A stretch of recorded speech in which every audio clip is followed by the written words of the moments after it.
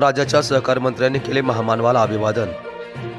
अहमदपूर तालुक्यातील शिरूर ताजबंद येथील भारतरत्न डॉक्टर बाबासाहेब आंबेडकर चौकात राज्याचे सहकार मंत्री नामदार बाबासाहेबजी पाटील यांच्या शुभ हस्ते तथागत भगवान गौतम बुद्धी सम्राट महामानव डॉक्टर बाबासाहेब आंबेडकर यांच्या प्रतिमेचे पूजन करून सामूहिक त्रिशरण पंचशील ग्रहण करत ज्ञानाच्या अथांग सागरास अभिवादन करण्यात आले। धम्मं शरणं गच्छामि तृतीयंपि संघं शरणं गच्छामि पाणातिपाता वेरमणि सिक्खापदं समाधियामि। तदनंतर शिरूर ताजबंद ते पानगाव जाणाऱ्या भीमज्योत रॅलीची ज्योत प्रज्वलित करून रॅली पानगाव मार्गे प्रस्थान करण्यात आली।